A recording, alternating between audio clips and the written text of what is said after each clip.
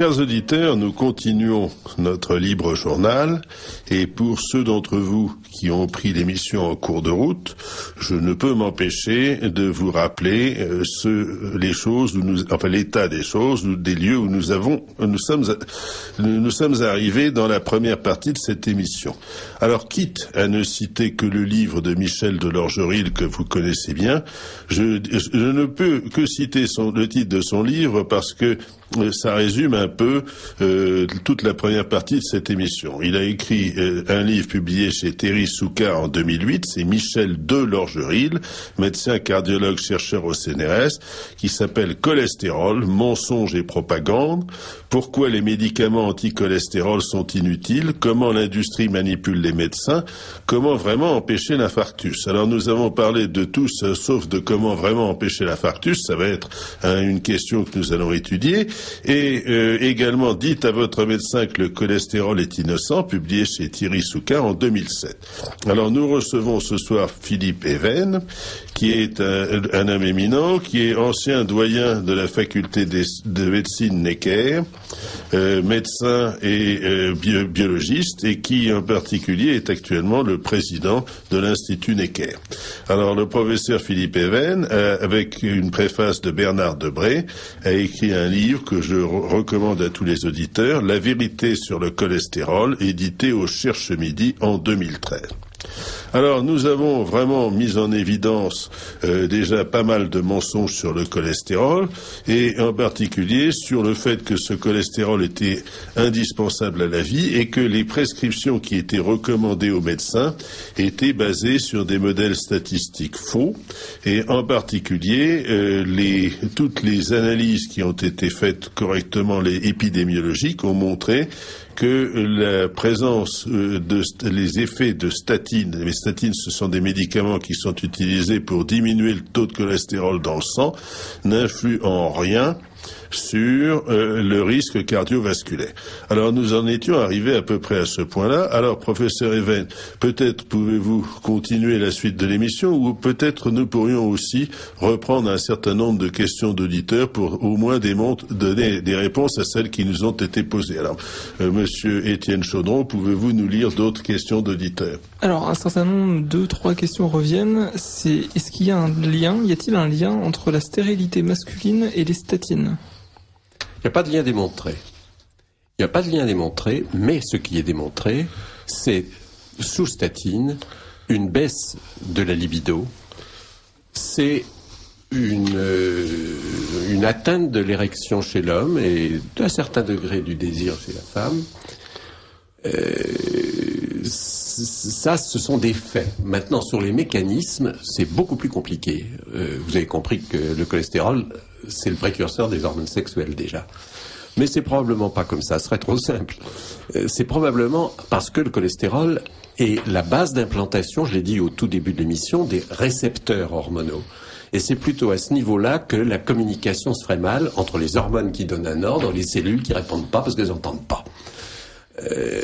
Maintenant, il est très difficile de répondre, je vous dis, à cette question, faute d'études. C'est une question très intéressante aussi parce que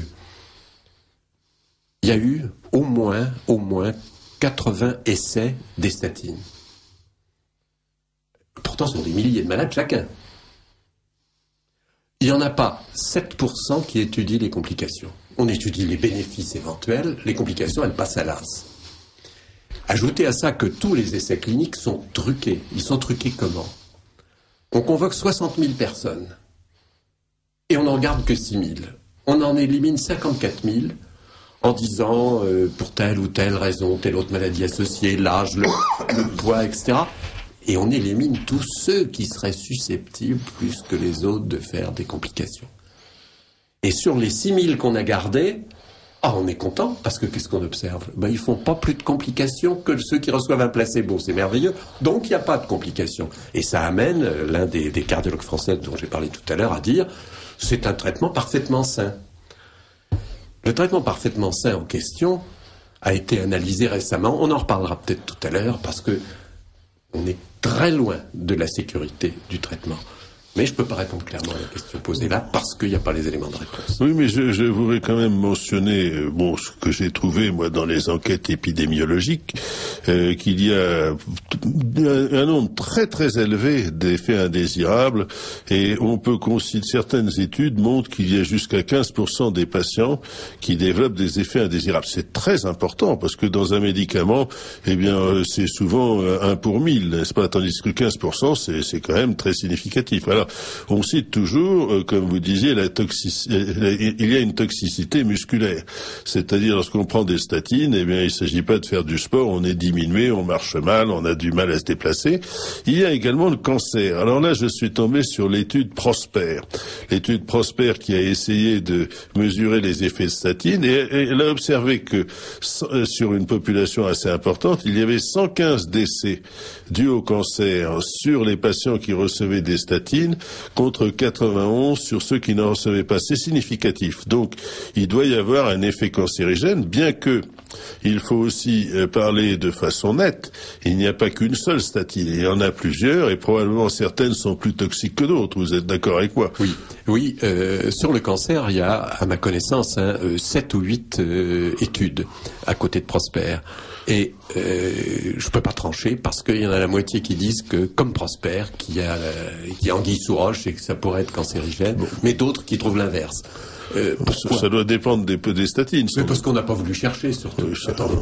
C'est des questions qui se posent aussi importantes tout de même. Depuis 20 ans, qu'il n'y ait pas eu une étude sérieuse consacrée à la relation cancer et statine, que ce soit toujours en fin d'article, un sous-produit, dans le cours de notre essai, on a observé tant de cancers dans tel ou tel, hop, 2 lignes et on passe à autre chose. Franchement, c'est pas sérieux. C'est un vrai problème qui reste à résoudre. Oui, je dirais qu'aussi, c'est un peu difficile d'étudier des résultats de cancer sur des patients humains. On peut le faire sur des animaux de laboratoire. Par contre, sur des patients humains, le cancer peut mettre des années à se développer. Et bien entendu, le recul n'est pas suffisant. Alors, on cite aussi, vous allez me dire si c'est correct, le déclin cognitif. C'est-à-dire que des personnes réfléchissent de moins en moins bien, pour aboutir parfois jusqu'à la démence, peut-être Alzheimer, et souvent on considère que les statines sont parfois extrêmement toxiques. Est-ce que vous êtes d'accord? Là, pour une fois, je peux répondre un peu plus clairement. Un grand médecin astronaute, curieusement de la NASA américain, a voulu répondre à ces questions. Avec une obstination extraordinaire, il a interrogé la banque de données MedWatch, médecine surveillée, surveillance médicale, pharmacovigilance, si vous voulez, de la Food and Drugs Administration, qui est ouverte au public aux États-Unis, pas en France. Ça encore, c'est tout un débat. Mais néanmoins, la Food and Drugs freine des cas de fer, c'est-à-dire qu'elle n'ouvre pas son logiciel où elle concentre, réunit, classe. C'est-à-dire que le malheureux Duane Gravelin a dû interroger au cas par cas avec son logiciel d'ordinateur rustique pour répondre, et il a aujourd'hui interrogé 64 000 dossiers de la FDA. Et il peut répondre ce qu'il a trouvé. Et ce qu'il a trouvé est impressionnant. Et en particulier dans le domaine du défaut cognitif, de la pensée, de l'attention, de la mémoire, et qui peut aller jusqu'à l'aphasie, jusqu'à des troubles complets de la mémoire, des coupures totales qui peuvent durer une journée, une seconde pour un pilote de chasse c'est tragique, ou un pilote d'avion, ou un chauffeur de voiture, et qui peuvent durer plusieurs jours. Donc des effets très très impressionnants. Il a enregistré 3400. Or, ça vous paraît peu de choses pour les États-Unis, sauf que on sait que ce qu'il y a sur la banque de données de la FDA représente à peu près 1% des accidents réels. Parce que les malades ne déclarent pas, en général. Donc toutes les études par échantillonnage montrent qu'on est autour de 1%. Ah, mais attendez, alors 3000 multiplié par 100, on est à 300 000. Et 300 000 par rapport à 25 millions de gens qui prennent des statines, ça commence par faire une fréquence qui est loin d'être négligeable pour des accidents graves. Et donc, clairement, les statines, non seulement ça éteint le désir sexuel et sa réalisation, mais ça éteint aussi le tonus mental, la personnalité. Ça peut entraîner aussi des dépressions. C'est vraiment des médicaments qui sont à manipuler avec la plus grande attention. Vous l'avez cité, 10 à 14% de complications. C'est énorme. C'est pas des petites, des complications qui conduisent à arrêter le traitement. Oui, alors ceci en même temps, il y a des cas que j'ai vus sur le fait que les statines provoquent des accidents de voiture, à certains cas, c'est-à-dire les personnes qui sont sous traitement lourd devraient s'abstenir de conduire un véhicule et on ne leur dit pas toujours, enfin. Toute l'histoire de Duane Grevlin, le médecin spationaute dont je vous parle, vient de ça. Il était dans l'atmosphère. Quand il s'est retrouvé à un moment donné, plus rien, il ne sait plus qui il est, il ne sait plus où il est. Il ne sait plus depuis combien de temps il est là. Et ça va se reproduire 2 fois dans sa carrière. Et les 2 fois où il était sous statine, où on l'avait mis statine, puis après le premier accident, il a arrêté. Bon, son médecin l'a convaincu de recommencer, pense à recommencer dans l'espace. Mmh. Donc ça l'a motivé pour la recherche dont je vous ai parlé tout à l'heure et qui nous est très utile aujourd'hui parce qu'il a analysé toutes les complications musculaires, la rhabdomyolyse, les complications hépatiques, etc. Et on dispose là d'une base de données qui vient directement de la FDA américaine et qui est beaucoup plus précise que ce que les publications nous ont appris jusque-là. Très bien, question suivante s'il vous plaît. Alors, quid du French paradox? Désolé pour l'anglais. Ça, si vous voulez, je pense qu'on va en parler après, parce que il y a une question qui est pendante. C'est en particulier rechercher les causes de l'athérome. Si vous voulez bien, on pourra évoquer ça. Est-ce qu'on en parle maintenant? Oui, c'est une bonne idée, parce que si vous voulez, étant donné que les statines, le cholestérol doit être écarté, le taux de cholestérol du moins, eh bien il faut quand même dire que l'athérome, alors vous nous avez décrit ce que c'est-à-dire ce sont des plaques qui se déposent, c'est presque un tissu cicatriciel au fond. C'est des cicatrices. Et qui se déposent sur les artères et qui à un moment donné va, disons éventuellement se fracturer, devenir rigide et ça peut même envoyer des morceaux à l'intérieur de l'organisme pour provoquer des infarctus, des AVC. Enfin, c'est quelque chose qui est très dangereux. Voilà. Alors, je vais vous présenter ma version. Parce qu'aujourd'hui, personne ne peut dire avec 100% de certitude qu'est-ce que c'est que l'athérome. Pourquoi? Parce qu'on s'est engagé sur une fausse piste il y a 50 ans, que des centaines d'équipes de chercheurs ont voulu confirmer la fausse piste, n'ont fait que des expériences pour tenter de reproduire l'athérome chez les animaux d'expérience, se sont constamment cassés la figure, n'y sont jamais parvenus, mais pendant ce temps-là, parce qu'ils cherchaient à répondre à une question préconçue, ils n'ont pas recherché d'autres hypothèses. Voulez-vous que j'abonde dans votre sens? Effectivement, on a pris des rats de laboratoire qu'on a gavés de graisse, de façon à voir si effectivement ces rats allaient devenir davantage cardiaques que d'autres. Et en fait, l'idée, la fausse piste, c'est d'imaginer que les artères, c'est un peu comme un tuyau où les corps gras se déposent petit à petit, un peu par sédimentation, et à la fin, ça prouve une plaque. Et on a l'impression que c'est ça. Hein. Est-ce que c'est bien ça? C'est pas du tout ça. Non, c'est pas ça du tout. Ça encrasse pas. Mais c'est la théorie de l'encrassement. L'encrassement, mais c'est pas ça. Alors, voilà comment on peut représenter les choses. Il y a des petits animaux, il y a des grands. Les petits animaux, ils font jamais d'athérome. Pourquoi? Ce qui frappe le plus, c'est que leur cœur bat à 300, 400 à la minute. Et qu'à chaque fois, il envoie une toute petite quantité de sang. Minuscule. Ça change même pas la pression artérielle. La pression artérielle des petits animaux, elle est régulière. Mais les grands mammifères comme vous et moi, on ne peut pas fonctionner comme ça. Parce qu'il faut que notre cœur envoie le sang, non seulement dans les pieds, c'est facile, ça descend. Il faut qu'il l'envoie dans le cerveau. Il faut donc un coup de pression pour le faire gicler. Et la girafe, c'est encore pire. Donc on ne peut plus avoir un cœur qui bat à 300 la minute. Il faut qu'il attende un temps suffisant pour bien se remplir. Il envoie une giclée de 80 millilitres qui fait monter notre pression artérielle à 140, 150. Mais c'est un à-coup, c'est un bulldozer. Et cet à-coup de pression, il va percuter les artères, la paroi des artères, dans les courbures, dans les bifurcations, Et c'est là qu'on va trouver les premières lésions d'athérome. Les premières lésions d'athérome, c'est quoi? Une petite éraflure superficielle de la paroi interne de l'artère. Pas grave. Pas grave. Elles cicatrisent aussitôt. Il y en aura d'autres au même endroit, elles cicatriseront. Mais à force de cicatriser, on observe dans les artères ce qu'on observerait sur la peau si on se blessait tout le temps au même endroit. Une grosse cicatrice, on appelle ça des kéloïdes, qui sont très vilaines et dures. C'est exactement ce qui se passe dans le système artériel. Mais c'est quoi une cicatrice? C'est un phénomène, alors je suis désolé d'employer ce mot, qui est la tarte à la crème en médecine, c'est un phénomène inflammatoire. Ça veut dire que quand il y a une blessure de votre paroi interne de l'artère, il y a des cellules du sang qui viennent aussitôt s'y coller et tenter de la réparer. Elles vont cicatriser. Ces cellules, elles sont très bizarres. Ces petites cellules qui ont l'air de rien, elles s'appellent des monocytes. Mais dès qu'elles sont en activité, elles vont grossir énormément. On va les appeler des macrophages. Et pour exercer leur cicatrisation, réparer la lésion, elles vont bouffer des graisses, les stocker à leur intérieur et métaboliser les graisses, produire de l'énergie, produire de nouvelles cellules et réparer la brèche. Elles sont bourrées de graisses. Ah, mais voilà les graisses qui arrivent dans un second temps. Et c'est quoi les graisses? Pour l'essentiel, c'est le fuel dont je vous ai parlé au début, c'est l'acide gras. Mais l'acide gras, il ne circule pas tout seul. Il lui faut un train qui le porte.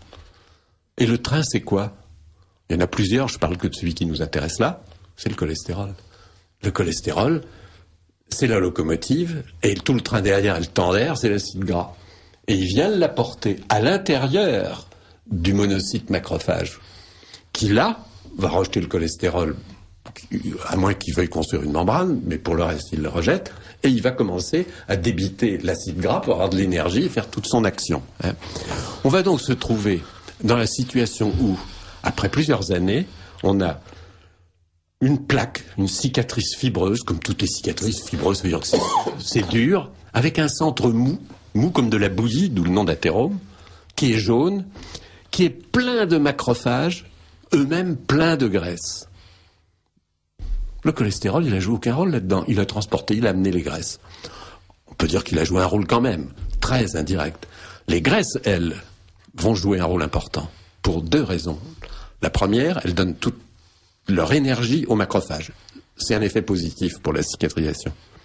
La deuxième, c'est que les graisses, quand elles commencent à s'oxyder, ont un effet qu'on appelle toujours inflammatoire. C'est-à-dire qu'elles vont attirer d'autres monocytes. Et au lieu d'avoir une cicatrice élégante et légère, fabriquée par quelques monocytes, on va avoir une cicatrice moche, irrégulière, fabriquée par beaucoup plus de monocytes qui n'auraient été utiles. Je ne sais pas si j'ai été clair. Non, mais si je résume, vous dites que l'athéromes dans les artères, bien entendu, ce sont des liaisons inflammatoires où la graisse entretient l'inflammation dans une espèce de cycle. Et ça donne des plaques qui sont composées, alors moi j'avais noté que c'était composé de graisse, des triglycérides, des phospholipidiques, et puis marginalement de cholestérol, mais en fait le cholestérol, ça sert de la brique pour réparer les artères, et essentiellement ce sont des liaisons inflammatoires qui sont réparées ou mal réparées. Et le fait d'avoir plus ou moins de cholestérol ne change strictement rien. Strictement rien. Alors le cholestérol qui est désigné comme coupable de l'athérome, eh bien il n'y a aucune démonstration concluante qu'il soit important ou faible, et ça n'a jamais été démontré expérimentalement, si je ne m'abuse. Jamais. Jamais. Alors, j'aurais bien voulu trouver des expérimentations faites chez des grands animaux. Chez le cheval, chez la girafe, je suis en train d'essayer de trouver, et j'ai beaucoup de mal à croire que les vétérinaires s'en foutent de l'athérome. C'est pas leur problème, l'athérome du cheval. Et pourtant, ça existe, les chevaux cardiaques. Oui. Bon. Mais ce que je voulais vous dire là, c'est que l'athérome, qui est une maladie, clairement, il y a une composante génétique particulièrement fréquente dans certaines populations, certaines familles, qui est aussi une maladie liée au stress de la vie. Et on a vu beaucoup de grands athéromes chez des gens jeunes, dans certains groupes de combattants pendant la guerre mondiale, des pilotes, des mitrailleurs d'avion, des combattants de choc, qui ont développé des maladies artérielles particulièrement graves et rapides. Il n'y a donc pas seulement la génétique, il y a aussi le style de vie. Et on comprend bien pourquoi. si vraiment les à-coups de tension, de pression artérielle réguliers toutes les minutes qui s'exercent sur les parois artérielles sont forcément plus forts chez l'homme qui fait des efforts, qui est engagé dans l'action, qui est ému, qui est sous tension, qui est angoissé, etc. Et donc, on n'est pas égaux devant le risque d'athérome. Mais l'athérome, c'est pas l'infarctus. Mais l'athérome, c'est une maladie inflammatoire, donc. C'est une maladie inflammatoire à point de départ dynamique, de mécanique des fluides. Et puis alors, si vous voulez, là encore, j'ai noté les choses suivantes, parce que je me suis documenté un petit peu, mais vous allez me dire si ce que je dis est correct. J'observe qu'aucune étude n'a montré de lien réel entre le taux de cholestérol et la mortalité cardiaque en dessous de 2,6 grammes par litre. Aucune, absolument aucune. Mais n'oubliez pas non plus que s'il y a au-dessus de 2,6 g, 2,7 g, il commence à y avoir une augmentation de la mortalité cardiaque. Mais c'est une corrélation. Non, c'est pas une relation de causalité. C'est là où véritablement on revient sur la statistique. C'est-à-dire beaucoup de gens confondent la corrélation et la causalité, et ce sont des choses complètement différentes. S'il vous plaît, dites-le une deuxième fois. Bien, je vais donner une démonstration parfaitement nette. Important. Et cette démonstration est très simple. J'ai le malheur d'être professeur d'université et finalement, c'est bien pour moi, je suis au dernier échelon possible, je ne peux pas gagner davantage. Sauf que nos bons gouvernements, depuis 10 ans, ont considéré que ce taux de rémunération était élevé, et donc je n'ai pas été augmenté quasiment depuis 10 ans.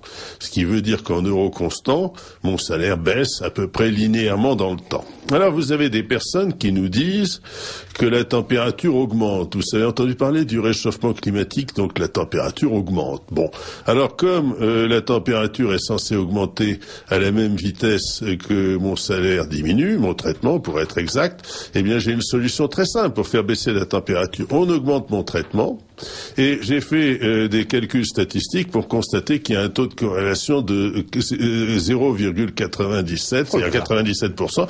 Donc, c'était clairement corrélé. Alors, on va me dire, bien écoutez, si on augmente votre salaire, ça ne va pas faire baisser la température, mais si vous voulez, beaucoup de gens vous font des démonstrations de causalité avec des corrélations beaucoup plus faibles. Alors ça c'est un exemple. Vous pouvez avoir la corrélation sans la causalité, et ce sont des phénomènes dits concomitants.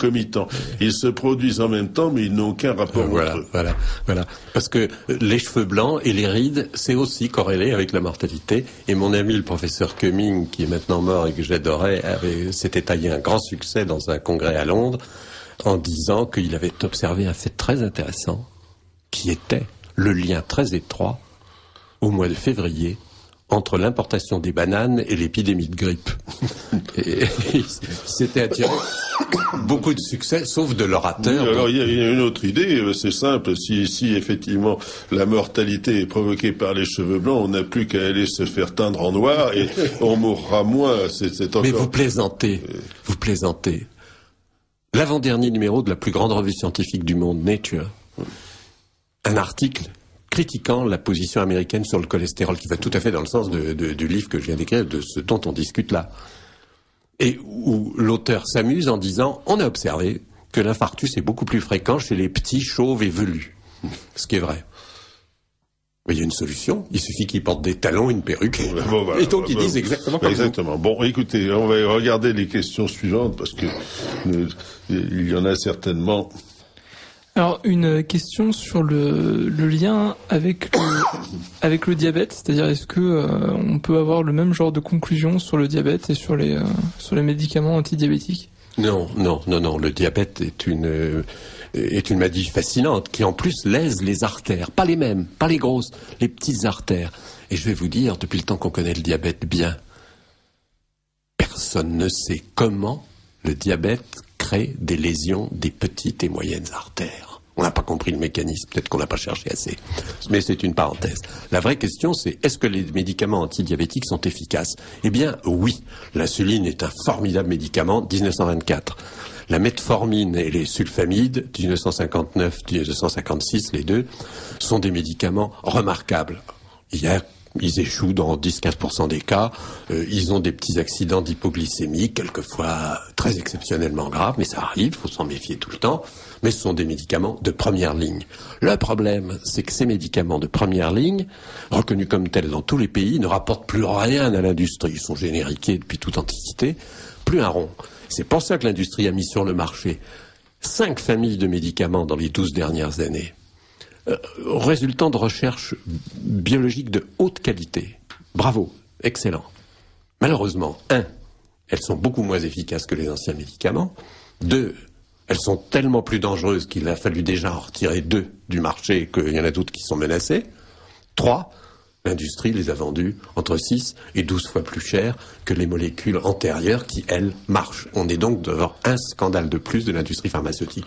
Mais que les diabétiques se rassurent, et les diabétologues sont des gens en général de très bonne qualité, ils auront les médicaments qui leur sont nécessaires. Je crois qu'il n'y aura pas beaucoup de déviance en France. Il y en a eu beaucoup à l'étranger.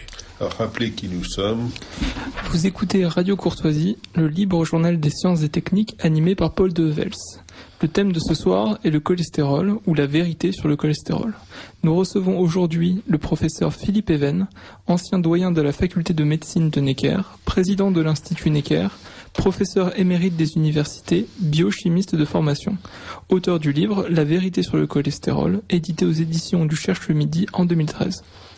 Avant que nous passions à la question suivante, professeur Even, je voudrais me poser la question, est-ce qu'il y aurait éventuellement certaines statines qui auraient des effets antidiabétiques?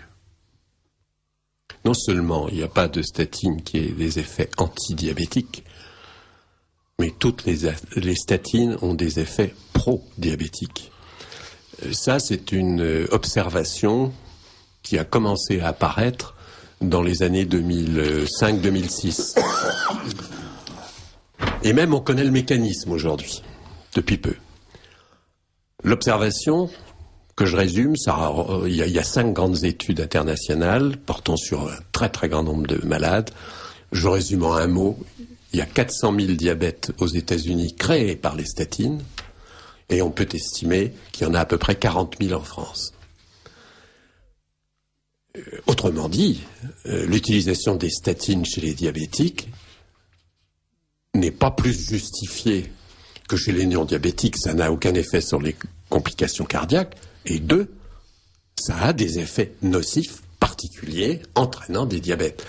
Et donc, c'est à éviter, contrairement à ce que disent certains diabétologues français. Alors, puisque nous sommes... Mais attendez, je vous donne le mécanisme aussi, parce que c'est fascinant.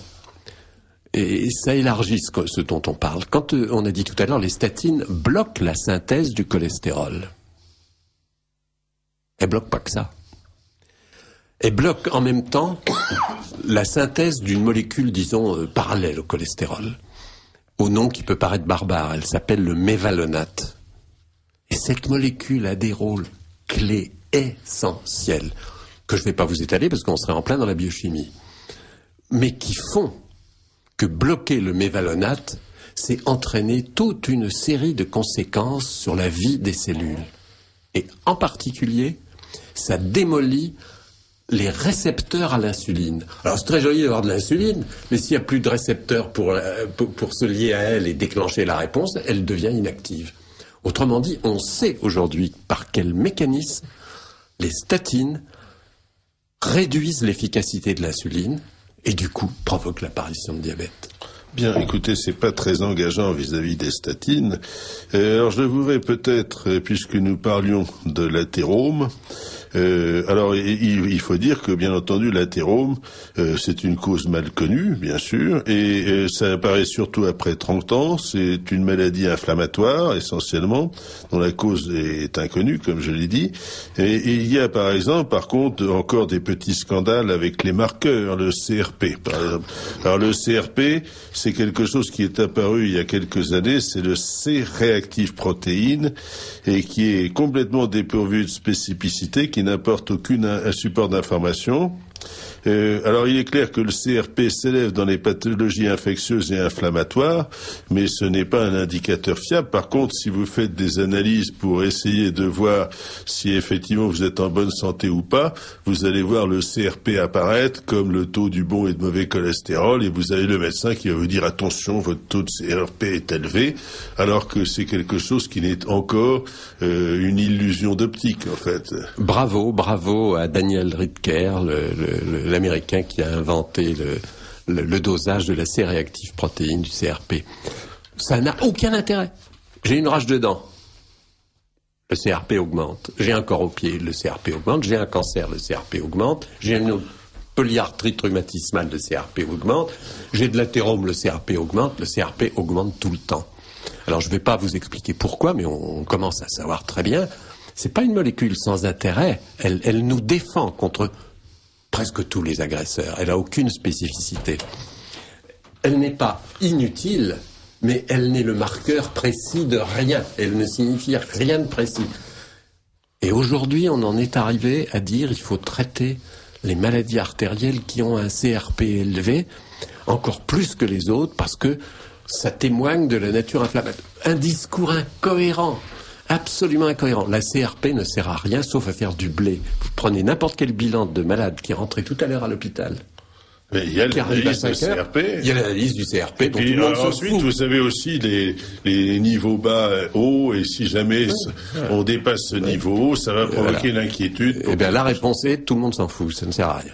Oui, mais c'est quand même hallucinant. Mais ça rapporte, bien sûr. Alors, bon, écoutez, question suivante peut-être.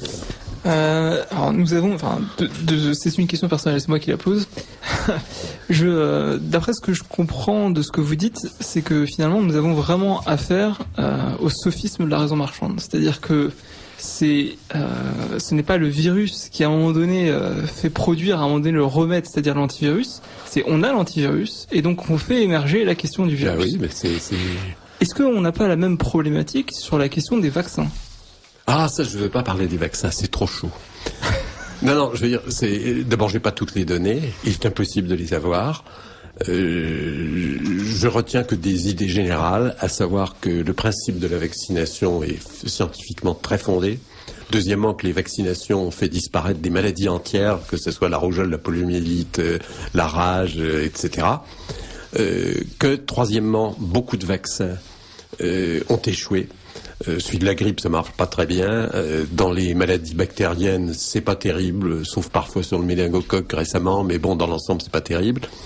Et quatrième élément, il est clair qu'il y a une toxicité potentielle de certains vaccins, qu'il faudrait pour l'analyser, la volonté de l'analyser, connaître les procédures techniques de développement des vaccins, qui reste le secret de l'industrie pharmaceutique, mener des études prospectives et pas seulement après coup, rétrospectives sur des accidents qui se produisent après vaccination. Tout ça n'a pas été fait ou reste caché par l'industrie.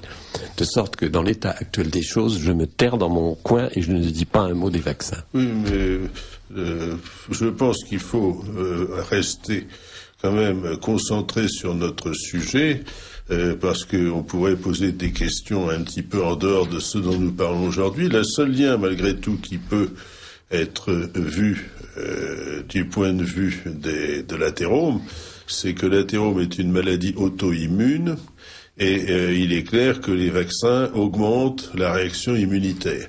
Alors la question qui pourrait se poser, c'est est-ce que lorsqu'on a un système immunitaire très sensibilisé, ça peut éventuellement augmenter le risque d'athérome. Je pense que là, c'est quelque chose qui n'est pas connu. Je me lancerai pas, mais on a bien vu ensemble tout à l'heure que c'est une maladie inflammatoire. Qui dit inflammatoire dit évidemment immunologique aussi. Les deux choses sont liées. Immuno-inflammatoire. On ne peut pas aller plus loin pour l'instant, mais vous savez que ça a été proposé. Et il y a une tentative de réaliser, tenez-vous bien, un vaccin anti-cholestérol. Ah oui, c'est incroyable. Alors c'est très simple, on meurt tout de suite dans ces cas-là. Alors, si vous voulez, il faut que nous regardions également parmi toutes les méthodes possibles, qu'est-ce qui peut être vraiment efficace contre les maladies cardiovasculaires. Mais avant cela, je voudrais qu'on fasse, disons, on essaie d'épuiser le stock des questions pour que les auditeurs ne se sentent pas ignorés. Nous avons une question sur la montée progressive du cholestérol. Est-ce que ça peut poser un problème, une montée? Alors le cholestérol monte, hein, il est très bas à la naissance, il reste bas toute l'enfance. Il atteint son chiffre moyen de l'adulte, qui est dans les pays occidentaux d'environ 2 grammes, 2 grammes 2, à peu près à l'âge de 18-20 ans. Pourquoi est-ce qu'il est bas chez l'enfant? Parce que l'enfant, il grandit, il fabrique des cellules tout le temps, et donc il fabrique des membranes pour les cellules, il a un besoin Le cholestérol est consommé, quoi. Le cholestérol est consommé. C'est la base du développement. D'ailleurs, pourquoi? Où le cholestérol est-il abondant? Dans le jaune d'œuf. Et pourquoi? Le jaune d'œuf, ça va faire un embryon de poulet. Et l'embryon de poulet, il va grossir, il va fabriquer plein de cellules. Il faut une réserve de cholestérol pour ça. Hein, donc, jusqu'à l'âge adulte, ça monte régulièrement. Alors ensuite, au cours de la vie, ça va dépendre de beaucoup de choses qui ne sont pas parfaitement analysées.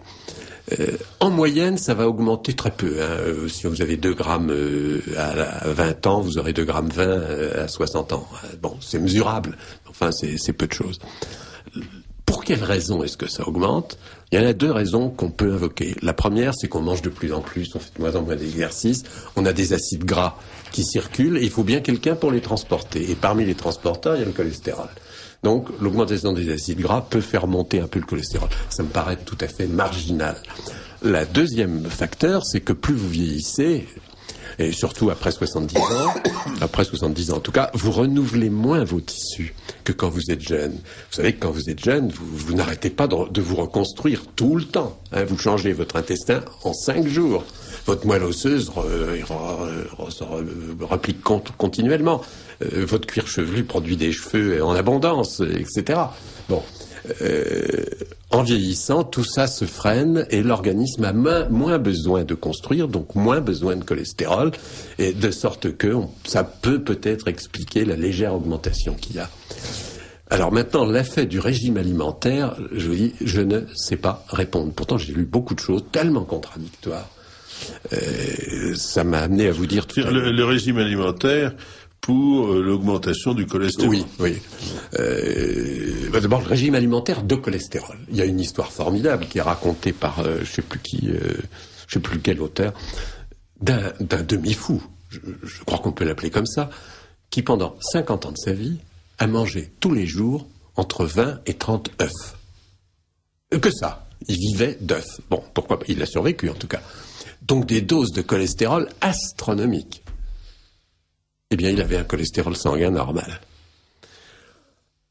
Pour montrer que le lien entre l'alimentation au cholestérol et le taux de cholestérol est un lien quasi inexistant, l'organisme s'adapte, s'il reçoit beaucoup de cholestérol par alimentation, il arrête pratiquement d'en fabriquer, il élimine le circuit dans la bile et par les fesses, et puis on n'en parle plus. Alors maintenant, il y a, est-ce que une alimentation riche en graisse peut en même temps augmenter le taux de cholestérol? Il n'y a pas de preuve absolue. Il y a beaucoup de papiers discordants. Mon sentiment à moi est que il n'est pas exclu que pour transporter toutes ces quantités d'acides gras, il y ait une augmentation modérée du cholestérol et que dès lors, plus on bouffe de graisse, plus on a un cholestérol élevé. Mais c'est pas vraiment vrai. Vous prenez 1000 obèses, des vrais obèses à l'américaine, hein, des obèses à plus de 30 kilos. 230 kilos. Enfin. Ouais, voilà. Ils ont le cholestérol comme vous et moi. Donc je ne peux pas répondre à la question là. Je ne sais pas. Hein. Alors il y a les gens du Sahel, j'en ai parlé tout à l'heure, les aborigènes australiens qui courent sous le soleil toute la journée, ou les Éthiopiens. Ils sont à 1,50 g de cholestérol. La limite la plus nécessaire pour la vie. Mais comme je vous l'ai dit, ils font des athérome artériels plus fréquents encore que ceux qui ont un cholestérol élevé. Une autre question? Oui. Est-ce que le tabac, dans les années 50, a pas été un des facteurs qui a été sous-évalué dans l'apparition des maladies cardiovasculaires? pour éviter de justement gêner cette industrie du tabac à ce moment-là? L'industrie du tabac a sûrement dû se défendre, mais l'étude Framingham, dès l'année 64, sa première parution de son enquête, avait rangé à juste titre le tabac parmi les facteurs de maladies artérielles. Il n'y a absolument aucun doute là-dessus. Il y a certainement des facteurs qui sont favorables à l'athérome, justement. C'est l'hypertension, oui. Bon, le diabète, bien sûr, le tabagisme. C'est clair que c'est ces choses-là. Alors maintenant, la question est de savoir également quelles sont les statistiques concernées. Alors, si on regarde, par exemple, l'infarctus, vous parlez beaucoup de l'infarctus, professeur Even, dans votre ouvrage, il cause, si je ne m'abuse, 40 000 morts par an. Et de la même façon, les accidents vasculaires cérébraux, c'est à peu près un petit peu moins, c'est 35 000 morts. Et la plupart, c'est après 75 ans. Oui. Mais il y a quand même une part non négligeable qui existe des accidents vasculaires cérébraux et des infarctus qui touchent des personnes jeunes. C'est-à-dire, on parle de 1000 par an entre 30 et 50 ans. Voilà, c'est l'ordre de grandeur. Là, vous me donnez l'opportunité d'exprimer un agacement. Mes collègues cardiologues ne peuvent pas ouvrir la bouche sur quelque sujet que ce soit sans commencer en nous disant qu'ils sont évidemment très nécessaires à la nation, puisque les maladies cardiovasculaires sont celles qui sont la principale cause de mortalité. Et ça m'exaspère.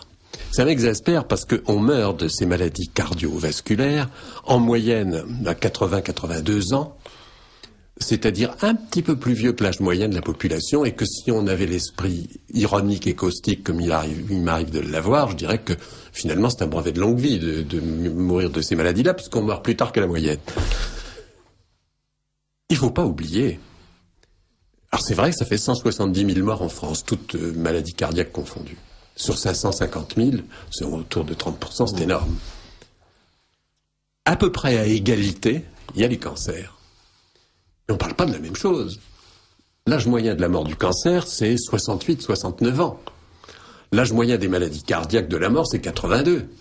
Il y a 14 ans de différence perdue. En termes d'années perdues, les maladies cancéreuses sont 10 fois plus un problème que les maladies cardiaques. Et les cardiologues, moi, m'exaspèrent à se mettre toujours en avant. Et il m'arrive de dire méchamment que mon problème n'est pas de prolonger d'1 an la vie des octogénaires. Voilà. Oui, c'est exact. C'est-à-dire qu'on peut raisonner d'un point de vue statistique, encore une fois, en disant, comme vous le dites, je crois, dans votre livre, qu'en fait, en admettant qu'on ne soigne pas les infarctus, ça, en moyenne, ça ferait perdre 6 mois de vie pour les personnes très âgées. Mais bon, on est toujours content d'être soigné, malheureusement, lorsqu'on l'a, parce que vous savez, on vit de plus en plus vieux. Simplement, essentiellement, ce qu'il faut retenir, c'est que ce n'est pas le danger de santé le plus grave. Le danger de santé le plus grave est incontestablement le cancer, si on veut graduer. Néanmoins, l'accident vasculaire cérébral est aussi très invalidant, et les deux sont causés par l'athérome, essentiellement. Oui. Par contre, si on regarde, encore une fois, il n'y a absolument aucun rôle du cholestérol, ni dans l'un ni dans l'autre. Aucun rôle. Alors ça, c'est encore un point. Et alors, c'est là encore, j'en profite pour citer des études, parce que vous savez, les gens qui, si on vous dira, mais monsieur, combien, je crois que vous avez fait allusion à un représentant de la Société de cardiologie qui avait dit qu'il y avait des milliers d'études qui prouvaient que le cholestérol était dangereux, mais j'en citerai une qui est extrêmement connue, c'est l'essai Jupiter, 2008. L'essai Jupiter, alors pourquoi Jupiter? C'est Justification for the Use, JU, of Statin in Primary, ça fait le P de Jupiter, Prevention and Intervention Trial Evaluating Rosuvastatin. C'est-à-dire la justification de l'usage des statines à titre préventif, et un essai thérapeutique qui évalue la rosuvastatine. Alors cet essai Jupiter, je dirais que c'est un essai qui attire l'attention parce que ça a été sans doute le flop le plus retentissant de toute l'histoire de médicaments. Il y a eu 17 802 sujets dans 1300 centres de 28 pays, donc c'est une étude qui a coûté une fortune, bien sûr. Et c'est un essai qui d'ailleurs a été réalisé avec des conflits d'intérêts manifestes, c'est-à-dire que les personnes qui étaient censées contrôler la validité des données étaient naturellement payées par les médicaments, par les sociétés pharmaceutiques de façon éhontée. Et le but avoué, il s'agissait d'augmenter le nombre de patients traités sous les statines aux États-Unis, qui est actuellement de 24 millions. 24 millions, c'est quand même important, ça veut dire 10% de la population. Mmh. Aux États-Unis, il y a un Américain sur 10 qui prend des statines. Vous vous rendez compte de ce que ça veut dire? En France, on en est presque là, puisque c'est 6 millions, 7 millions, c'est pareil. Une personne sur 10 prend des statines, et il s'agissait de l'augmenter à 44 millions. Et alors là, on a vu le résultat de cette étude qui a d'ailleurs été interrompue avant qu'elle aille jusqu'au bout. On a constaté que le nombre d'infarctus mortels était de 9% pour les patients qui ne recevaient pas de statine et 29% pour les patients. C'est pas ça. C'est pas pour ça. Sur les 17 000 malades, ils arrêtent l'essai au bout d'1 an et demi, et sous prétexte qu'il était magnifiquement concluant. Et le nombre d'infarctus, c'est 6 pour les malades qui sont sous placebo, 6, pas 6%, 6. Et 9 pour ceux qui étaient sous statine. Naturellement, c'est pas significatif, sauf que c'est amusant de voir qu'il y en a un peu plus chez ceux qui sont sous statine. L'échec total de cet essai. Oui, mais ça c'est fascinant parce que, si vous voulez, ça montre que l'industrie cherche toujours à vendre ses produits contre vents et marées. Et elle fabrique des essais extrêmement chers. Alors, j'en ai des quantités d'autres, j'ai des exemples. Vous me permettez un mot en passant à propos de l'industrie, juste pendant... Allez-y, je vous en prie. Il faut bien comprendre que l'industrie, qui est la propriété de grands fonds d'investissement et de grands groupes d'actionnaires, et qui sont les mêmes que ceux qui d'ailleurs possèdent l'industrie agroalimentaire,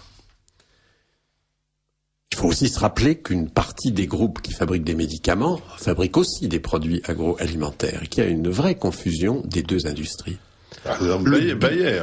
Par exemple, le but de cette industrie, je vais le dire très durement, c'est profondément vrai, n'est pas de réduire le nombre des malades. Le but de l'industrie, c'est d'augmenter ces marchés. Et donc d'augmenter, sinon le nombre des malades, le nombre des gens à qui on dit qu'ils sont malades pour qu'ils se traitent. Et se fabriquer ces fameuses maladies inventées sur lesquelles il y a des livres entiers qui ont été écrits, en particulier aux États-Unis. Le but de l'industrie, c'est de faire de l'argent, et de faire de l'argent très vite. C'est le but de toutes les entreprises, hein, c'est pas différent. Très vite. Il faut que le manager, il fasse au moins 20% par an de bénéfices. Et ils le font. C'est la seule industrie qui atteint ce niveau. Vous pouvez regarder l'industrie automobile, les avions, la mécanique, l'armement, l'électronique, tout ce que vous voulez. Rien n'atteint la permanence de ces 20% parce qu'ils ont une rente de situation, la santé, la peur des gens, le besoin des gens de médicaments, le besoin des politiques de répondre à la demande, de façon un peu démagogique parfois, de la population. Cette rente de situation leur permet de gagner énormément d'argent tout de suite. Or, mettre au point un nouveau médicament, un vrai, qui apporte quelque chose, c'est des années de recherche, c'est 10, 12 ans d'efforts, parfois plus, de façon aléatoire, parce que quelquefois, au dernier moment, ça devait marcher, il y a une toxicité telle qu'on ne peut pas l'utiliser, c'est foutu. Autrement dit, il y a une antinomie complète entre la politique du manager, qui est de gagner de l'argent l'année prochaine, et d'ailleurs s'il ne le fait pas, il sera viré, et le fait de développer de la recherche. Voilà pourquoi il n'y a plus, depuis 20 ans, de découverte, ni de recherche pharmaceutique. Pas de découverte, parce que quand on ne cherche pas, c'est quand même rare qu'on trouve. Voilà. Ça, je tenais à le dire. Oui, mais ça, c'est ce que vous dites est très fort, et je pourrais abonder dans votre sens. Mais avant cela, identifiez-nous.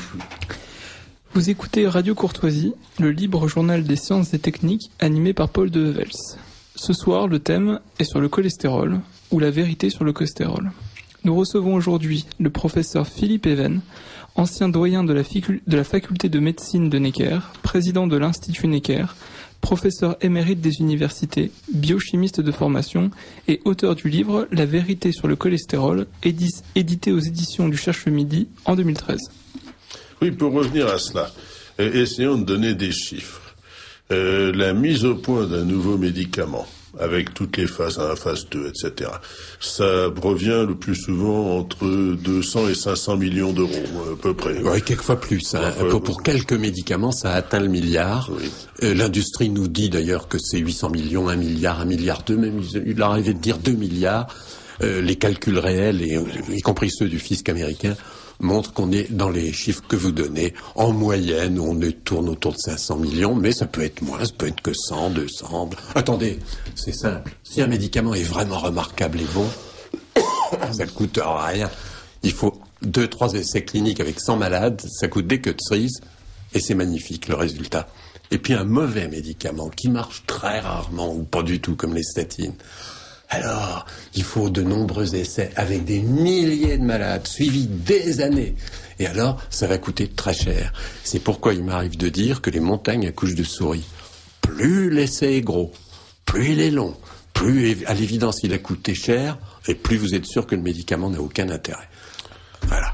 Mais alors, en fait, c'est assez inquiétant également parce que vous avez, à la base, une notion de rentabilité nécessaire. C'est-à-dire, si un médicament qui doit être mis au point ne peut pas, dès le départ, rapporter plus que l'investissement, c'est-à-dire, mettons, l'investissement, allez, au bas mot, 500 millions d'euros, et donc il faut que le médicament rapporte 500 millions d'euros, et bien entendu davantage. Et alors, donc, beaucoup de médicaments ne peuvent rapporter des sommes comme celle-ci que lorsqu'ils sont ils s'adressent à des milliers et des milliers de malades, enfin des centaines de milliers, et ça ne peut pas concerner beaucoup de maladies dites rares, donc à la limite ces maladies sont laissées à l'abandon. C'est exactement ce que vous dites. D'ailleurs, vous savez qu'il y a des fonds spéciaux dans tous les pays pour les maladies rares, parce que l'industrie pharmaceutique va pas s'investir dans les maladies rares. Et si avec les maladies rares, il n'y a plus d'antibiotiques nouveaux depuis 20 ans. Les anciens marchent encore, mais de moins en moins bien à cause des résistances. Pourquoi il n'y a pas d'antibiotiques nouveaux? Parce que l'industrie s'en moque éperdument. Un traitement antibiotique, ça va être 2 comprimés par jour pendant 8 jours, mais ça rapporte rien. Une statine, ça va être des traitements pour 10 ans, 20 ans, 30 ans. Mais attendez, c'est 200 fois plus. On fait des recherches pour trouver des médicaments préventifs de très long cours pour des maladies chroniques. Mais pour les maladies aiguës, que ce soit des virus, des bactéries, ça n'intéresse pas l'industrie, il n'y a pas de recherche, ça ne rapporte pas assez. On ne se tirera de cette situation que s'il y a la conjugaison des efforts de l'industrie et de l'État. L'industrie, elle n'investira pas dans la recherche sur des petites choses, si ce n'est pas des gros marchés. L'État, ses centres de recherche, ils font très bien la recherche théorique, conceptuelle, et pour comprendre. Mais ils ne recherchent pas des médicaments. Ils n'ont pas cette approche d'aller vers le malade. Très peu, en tout cas. Si les États ne sont pas capables de conjuguer les efforts de la recherche publique et de la recherche privée, l'habileté de la recherche privée pour tout ce qui est technologique et pour le marketing, l'inventivité de la recherche publique, nous ne ferons aucun progrès dans la voie de nouveaux médicaments. Et le rôle de l'État, c'est de faire ce qu'a fait l'État américain jusqu'à un certain point. C'est-à-dire qu'il a mis au pot, il a obtenu cette collaboration entre les deux recherches, mais il a payé à 60% la recherche. Pour les Américains, pour la santé des Américains et secondairement la nôtre. Si on ne fait pas ça, il ne se passera rien. L'industrie toute seule est incapable de vraiment découvrir de nouvelles choses.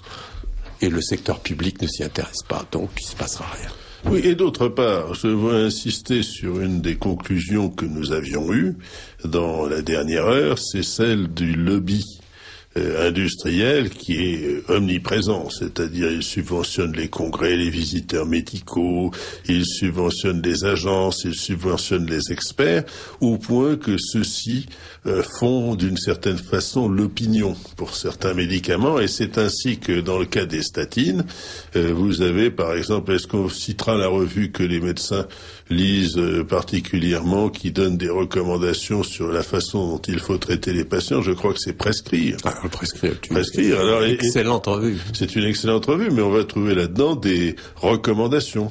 Oui, mais dans l'ensemble... Il y a la SAPS aussi qui donne des recommandations. Oui, bon, c'est la haute autorité de santé. Vous savez bien, en France, pour régler les problèmes difficiles, c'était le cas encore hier, on invente des hautes autorités. Elles n'ont aucune autorité, et elles ne sont hautes que parce qu'elles le disent. Mais c'est la haute autorité qui émet des recommandations. Malheureusement, ces recommandations, elles sont, comme je vous l'ai dit tout à l'heure, rédigées par des experts qui viennent des sociétés savantes, qui sont financées par l'industrie. Donc, on peut presque dire que l'industrie tient la plume des recommandations. Oui, mais alors, si vous voulez, la France n'a pas la culture des lobbies. Le lobby, c'est un peu anglo-saxon, c'est-à-dire il est considéré comme normal aux États-Unis ou en Angleterre qu'une industrie aille faire des actions incitatives en essayant de sensibiliser des hommes politiques à ses intérêts. Et ces interventions sont considérées comme normales. En Angleterre, c'est normal, vous avez des lobbyistes qui sont des spécialistes. Et naturellement, ceci se conçoit dans le cadre de l'existence de contre-pouvoirs. Il faut qu'il y ait une espèce d'autorité morale qui puisse s'opposer au lobby. Alors, dans les pays comme les États-Unis, ou l'Angleterre, où le lobbyisme fait partie des murs. Enfin, chez nous, c'est une culture qui est un peu nouvelle. Enfin, elle apparaît dans le cadre de la mondialisation de l'Europe. Est-ce que ça se passe mieux que chez nous? Oui. D'abord parce que le lobbying est reconnu dans la clarté et, j'allais dire, dans la transparence. Lorsqu'il y a des campagnes électorales aux États-Unis, on sait qui les a financées lourdement. Et d'ailleurs, l'industrie pharmaceutique arrive en tête. C'est pas les pétrolières, c'est l'industrie pharmaceutique. C'est pas l'industrie de l'armement qui arrive en tête aux États-Unis, c'est l'industrie pharmaceutique. Elle a ses 600 lobbyistes à Washington, qui ont pignon sur rue, qui sont parfaitement identifiés. Autrement dit, c'est un mécanisme normal de fonctionnement d'une société. C'est la même chose en Angleterre. Mais pas en France. Mais pas en France. Pas en France où tout est caché. Et où l'infiltration par l'industrie est tout aussi puissante. Et j'ai beaucoup travaillé sur ce sujet, et puis je continue actuellement parce qu'il y a plusieurs grands cardiologues auxquels je m'intéresse. Il est fascinant de voir à quel point cette industrie est absolument infiltrée partout, où des décisions sont à prendre. C'est tout à fait fascinant. Et on n'est pas forcément cru quand on le lit. C'est pour ça que je supplie quelques Français au moins à lire les grands rapports qui ont été faits à la Chambre des communes britanniques ou qui ont été faits à la tribune de l'Organisation des États-Unis sur le mode de fonctionnement de l'industrie pharmaceutique et qui se conclut, elle est aujourd'hui out of any control. Elle est aujourd'hui incontrôlable, absolument incontrôlable, infiltrée partout de façon plus ou moins visible. Et malheureusement, la France, l'Italie, je crois que c'est pareil d'ailleurs, est en première ligne de la corruption rampante, de plus en plus grande. J'ai vu ça dans les 10-12 dernières années, et en particulier la profession médicale. J'ai des contacts avec mes collègues allemands, où j'ai constaté au contraire en Allemagne une rigueur, même plus grande qu'en Angleterre, dans le contrôle ce qu'on appelle pudiquement les conflits d'intérêts. Moi, je veux bien, qu'est-ce que les gens savent ce que veut dire un conflit d'intérêts? Ils commencent à le savoir. Mais enfin, pourquoi pas appeler les choses par leur nom et un chat un chat? Un conflit d'intérêts, ça s'appelle une corruption. Ça veut dire qu'un homme expertise au nom de l'État un problème de santé tout en étant lourdement financé par un industriel privé qui a intérêt à la solution qui va être proposée. Et ça, de plus en plus, notre société est pervertie par ça. Et l'histoire Cahuzac, elle tombe au très bon moment, parce que avoir un homme qui a été conseiller d'un ministre socialiste, en plus, chargé du médicament, et qui n'a rien de plus pressé, en quittant ses fonctions de conseiller quand le ministère a changé, crée un cabinet de conseil pour l'industrie pharmaceutique, pour leur donner ce qui leur manque souvent. Quel est, à un instant donné, le right man, occupant telle position dans l'administration, qui a sous le coude le dossier, et qui va pouvoir le faire accélérer. Tout le problème de l'administration française est là. Des arcanes, des complexités de circuits. Qui, à un moment donné, va prendre la décision de ceci ou de cela? Il n'y a que les hommes du sérail qui savent qui il faut contacter. Et contacter, ça veut dire pas forcément changer les décisions, ça veut dire déjà l'accélérer. Et je vous l'ai dit tout à l'heure, 3 mois de gagné, 6 mois de gagné. J'ai vu des histoires sur 1 mois de gagné. Aussi peu que ça. Mais c'est des centaines de millions à chaque fois qui sont en jeu. Alors l'industrie pharmaceutique, elle arrose pour contrôler tout ça. Et vous croyez qu'elle dépense beaucoup ? Et que de cerise. L'industrie pharmaceutique, son chiffre d'affaires, c'est 800 milliards de dollars dans le monde, à peu près. Elle dépense combien pour le lobbying ? Qu'elle dit, mais les évaluations des gens qui sont en dehors d'elle sont les mêmes. Je veux dire aux États-Unis. Elle dépense 1,5 milliard. 1,5 milliard sur 800 pour arroser.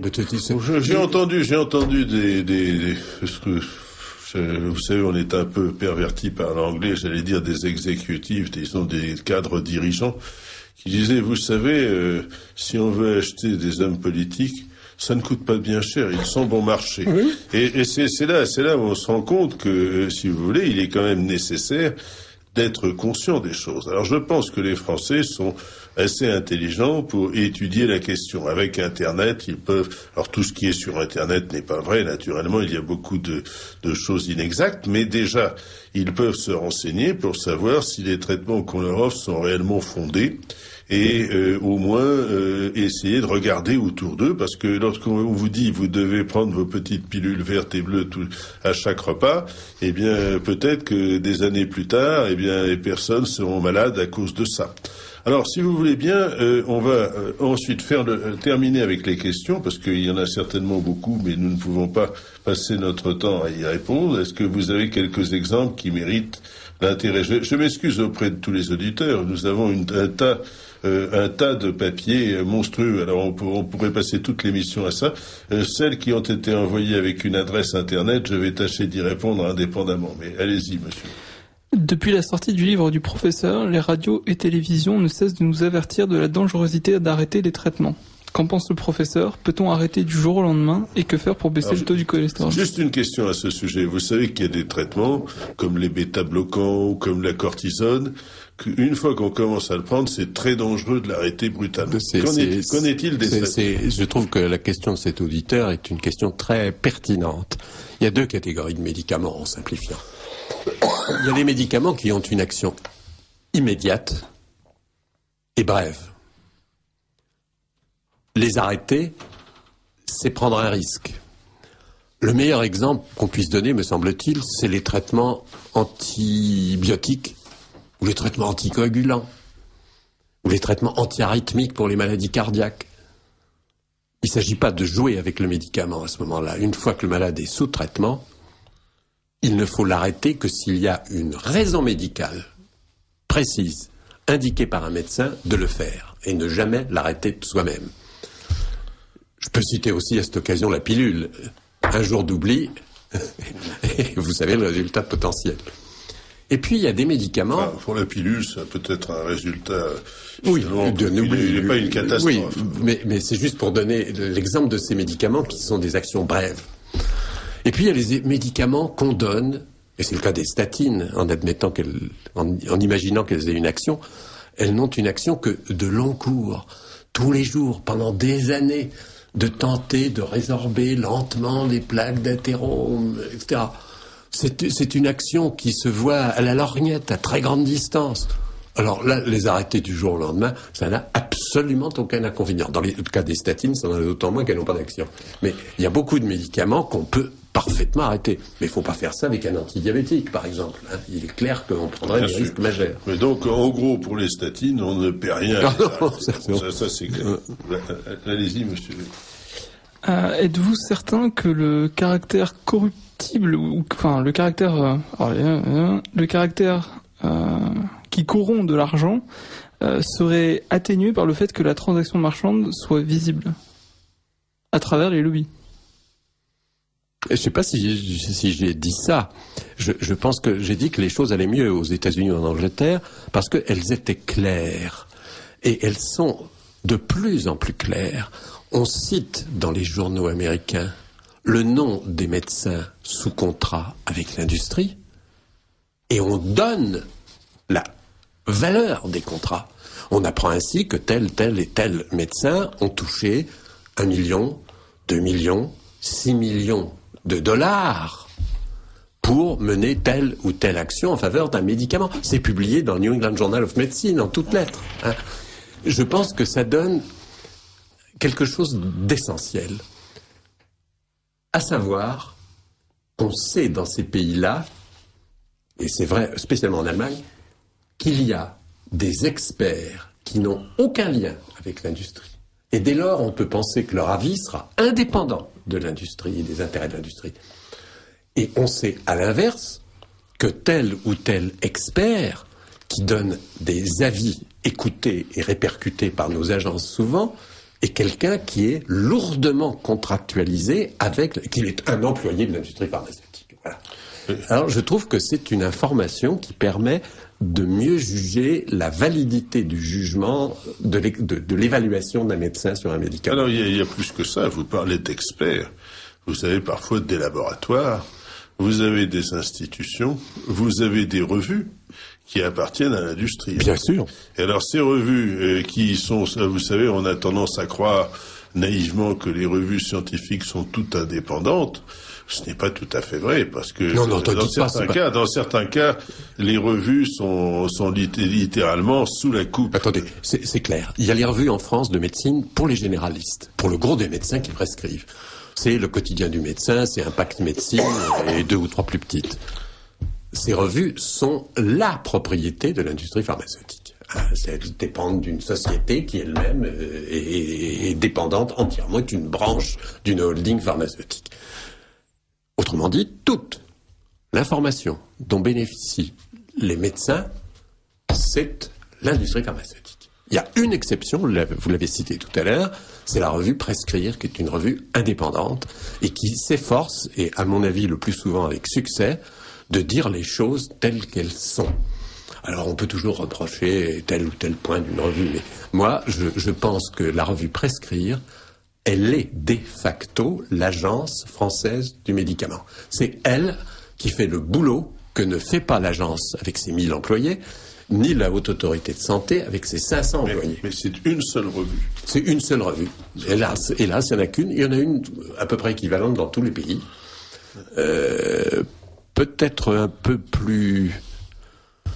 Je ne sais pas comment ils font, un peu plus riche en Allemagne, où elle est plus facile à lire. La revue française Prescrire est remarquable, mais elle a une austérité de lecture qui, évidemment, n'est pas, en fin de journée pour un médecin, ce qui est le plus attractif. Alors que moi, je la dévore avec délice à chaque fois que je reçois. Très bien, mais nous avons entendu, au moins, il y a quelque chose qui marche bien chez nous. Alors, monsieur Saudron... Que faire pour éliminer les plaques d'athérome quand on ne peut pas intervenir chirurgicalement? Rien. Pour l'instant. C'est désastreux, j'aimerais bien dire autre chose. Mais il n'y a aucun autre moyen. Il y a le stent, bien sûr. Ah ben ça c'est autre chose. Alors là on intervient, on éclate chirurgicalement et on met un petit ressort, bon qui va... D'ailleurs, c'est pas la solution absolue, hein. Ça marche très très souvent, pendant un certain temps. Il faut être très attentif au risque de récidive. Il y a parfois, on lit des choses, je ne sais pas si c'est vrai, c'est que après 50 ans, on peut plus rien faire, en fait. Tout se joue entre 30 et 50 ans. Mais vous êtes au cœur de la question. Vous êtes au cœur de la question. L'athérome, une maladie qui commence à la naissance, qui ne cesse de s'accentuer. Et quand on arrive à s'en préoccuper chez des gens de 50 ans, j'allais dire la partie est cuite, hein, c'est déjà fait. Alors pourquoi ne pas traiter tôt? Et si les statines étaient efficaces, alors je serais un partisan des statines données à 20 ans. Mais comme elles sont malheureusement, on n'a rien pour l'instant. Puisque nous sommes à ce niveau de la discussion, ça serait intéressant d'essayer de discuter sur savoir quels sont véritablement les régimes, l'alimentation, je dirais le style de vie qui convient de suivre pour éviter les maladies cardiovasculaires. Alors on va citer naturellement une activité sportive raisonnable, parce que si on en fait trop, on peut provoquer la crise cardiaque, c'est évident. Il faut, si vous voulez, ne pas sombrer dans les excès. Mais il y a également les fameux régimes crétois, l'alimentation dite la diète méditerranéenne. Est-ce que c'est comme ça qu'on... Oui. Alors là, je crois qu'en réalité, on a la réponse à la question, et que c'est parce qu'on veut pas la voir. On vient de dire, tous les deux, je crois, qu'il faut intervenir tôt. La maladie commence tôt, et si on attend d'avoir 60 ans ou 50 ans, les carottes sont déjà cuites. Autrement dit, le traitement, c'est un traitement qui doit commencer dans l'enfance ou l'adolescence. Ce traitement, sur quoi doit-il se baser? Vous l'avez dit, de l'exercice de façon raisonnable, mais surtout le contrôle du régime alimentaire. Et là, je donnerai 3 degrés. Premier degré, l'essentiel, ne pas prendre de poids. C'est-à-dire limiter les calories. N'imaginez pas une seconde qu'il y a des gens qui prennent plus de poids que d'autres, etc. C'est des anecdotes. Cette femme qui prend 2 kilos rien qu'en regardant une banane, c'est dans sa tête que ça se passe. Elle ne peut pas s'apercevoir qu'elle grignote toute la journée. Le poids ne dépend que des calories qu'on a absorbées. Point. Quelles que soient ces calories. Et tout le problème, c'est de garder un poids raisonnable, c'est-à-dire au maximum 5 kilos de plus que le poids idéal. Point. Avant tout, évitez ça. Deuxième élément, le régime des Inuits, des Esquimaux, si vous voulez. Là, vous parlez par exemple des acides gras. J'y arrive.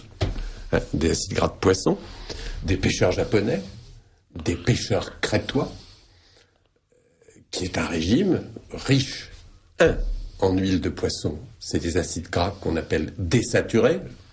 Si vous voulez, j'expliquerai ce que c'est, mais ça complique.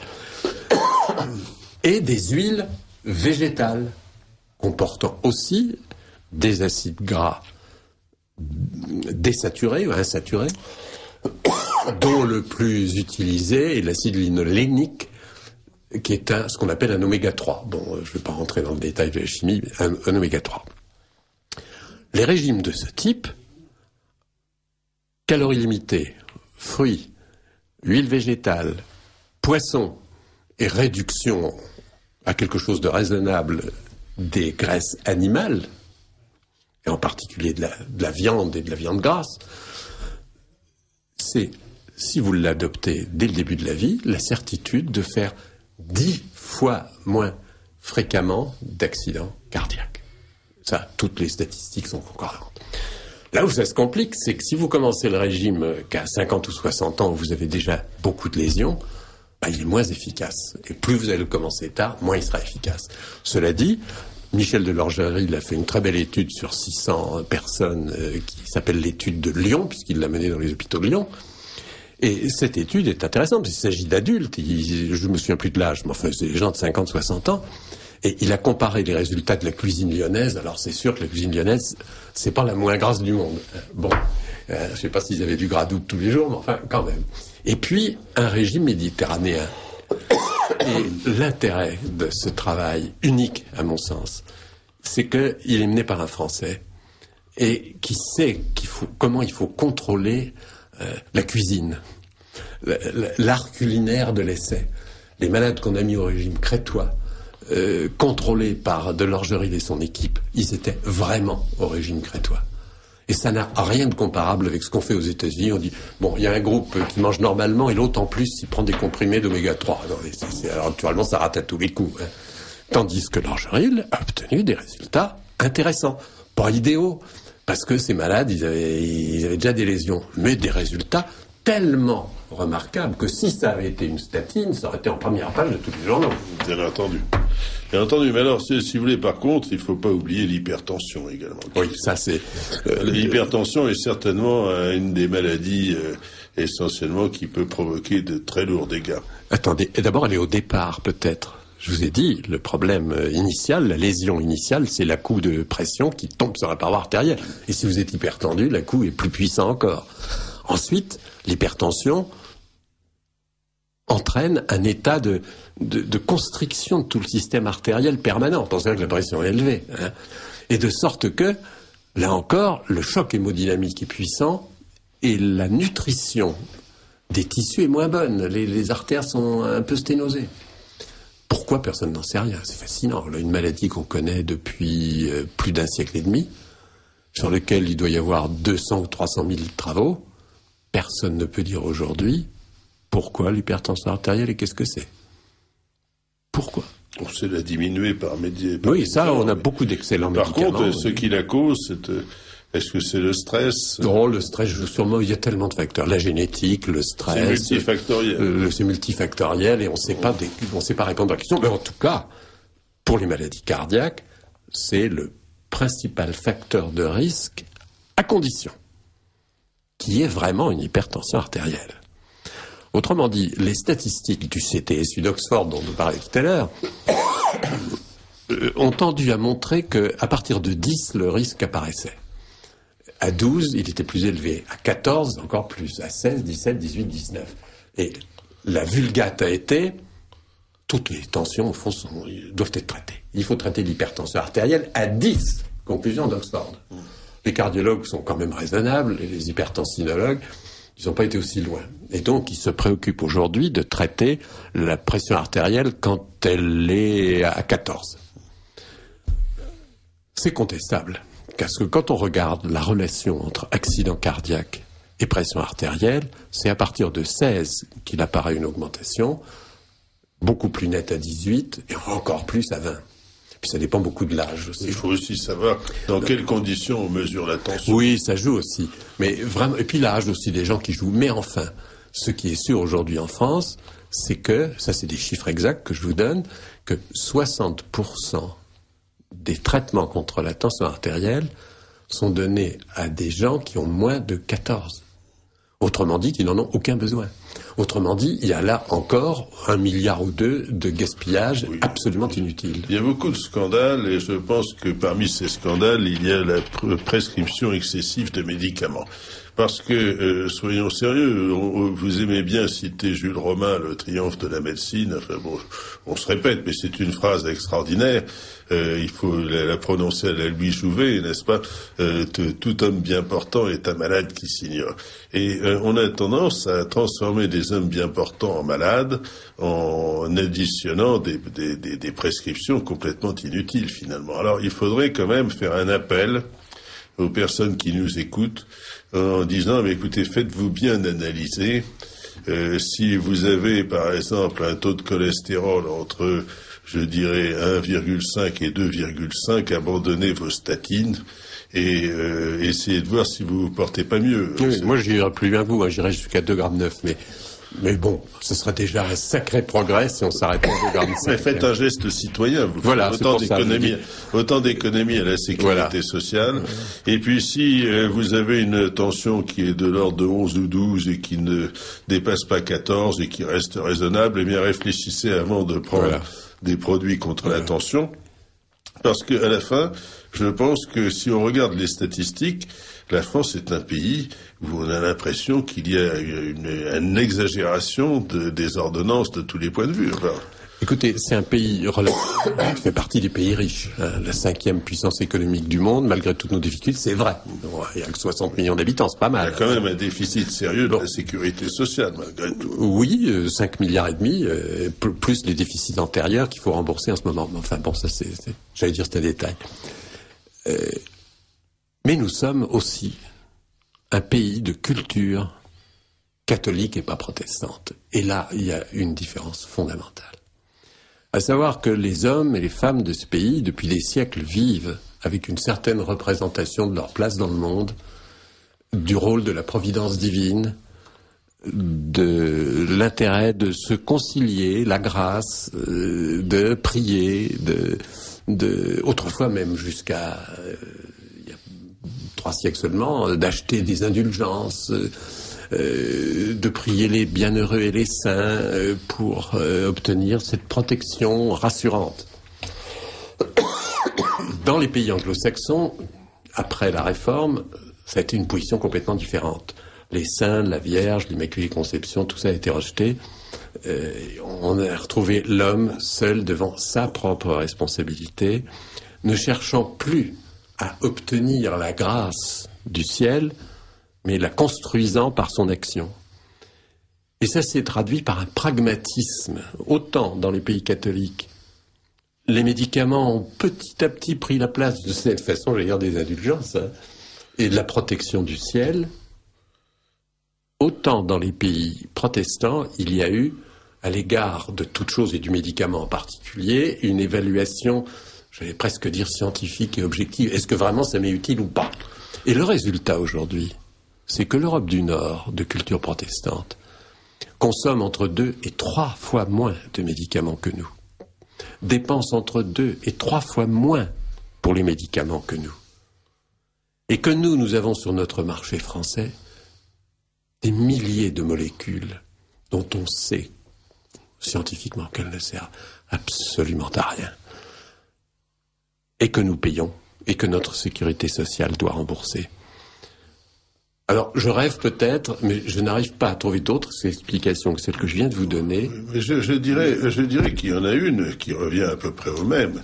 C'est que les Français vivent dans des relations de confiance et ils ont confiance en leur médecin. Bon. Alors, je ne dis pas qu'il ne faut pas avoir confiance en son médecin, mais je dirais, parfois, lorsque vous voyez 2 médecins différents, vous avez 2 jugements différents. Alors, pour moi, la médecine c'est une science, c'est un art aussi extrêmement respectable. Mais ce n'est pas une science exacte. C'est-à-dire qu'il peut y avoir des opinions différentes, il peut y avoir des diagnostics différents. Et donc, il faut que les patients soient extrêmement, disons, inquisiteurs pour savoir si le médecin a raison ou pas. Et je dirais que cette mise en cause du médecin, simplement par la réflexion, c'est-à-dire si le médecin vous fait une ordonnance, vous pouvez réfléchir si cette ordonnance est fondée, aller voir sur Internet, réfléchir un peu où vous allez. Eh bien, la plupart des gens ne la font pas. Ils vivent dans une espèce de suggestion vis-à-vis du médecin qui me paraît très curieuse. Pourtant, il y a eu toutes sortes d'auteurs, ne serait-ce que Molière et ainsi de suite, pour persifler sur les médecins. Alors bon, il faut pas exagérer non plus. On a toujours besoin des médecins parce que c'est eux qui nous sauvent de beaucoup de choses, mais le fait d'avoir une confiance absolue, ça me paraît excessif. Oui, de toute façon, c'est fini. Depuis l'affaire du Mediator, il y a eu un virage dans la pensée des gens. Et le fait que j'ai vendu avec Bernard Debré un livre, on va atteindre 300 000 exemplaires. Hein. C'est pour rappelons son titre. Le guide des 4000 médicaments utiles, voilà, inutiles ou dangereux. Du Cherche-Midi. C'est ça, le guide des 4000 médicaments, c'est édité justement. Ouais. Alors c'est un pavé de près de 1000 pages et qui s'est vendu d'une façon absolument stupéfiante puisqu'il est épuisé dès le premier jour. C'est pas la qualité du livre qui importe, c'est qu'il répondait à une interrogation et une demande. Et c'est pour ça qu'on l'a écrit. Parce qu'on a constaté que les citoyens français se posaient de plus en plus de questions sur les médicaments et qu'ils ne trouvaient pas de réponse. Ce que nous avons voulu, Bernard et moi, c'est ouvrir le débat, nourrir la pensée des malades et des médecins d'ailleurs sur la valeur exacte des médicaments, rédigés par 2 personnalités qui ont une certaine qualification et surtout totalement indépendantes. Parce que aller sur Internet, c'est retomber sur l'industrie pharmaceutique. Hein. Écoutez, professeur Philippe Even, je voulais vous remercier pour tout ce que vous nous avez dit. Et je voudrais dire aux gens qui nous écoutent, à nos amis de Radio Courtoisie, eh bien, essayez d'agir en homme moderne. Ayez les yeux et les oreilles ouverts. Ne faites pas toujours confiance à ce qu'on vous dit, vérifiez. Et si vous faites cela, il vous sera épargné bien des déconvenus. En tout cas, la conclusion de notre émission de ce soir, c'est si vous n'êtes pas un malade extrêmement particulier, eh bien, renoncez aux statines et vous vous porterez mieux. Je pense que c'est cela ce qu'on peut dire. Et lisez le livre du professeur Even et de Michel de Lorgeril sur la question. Merci, chers auditeurs.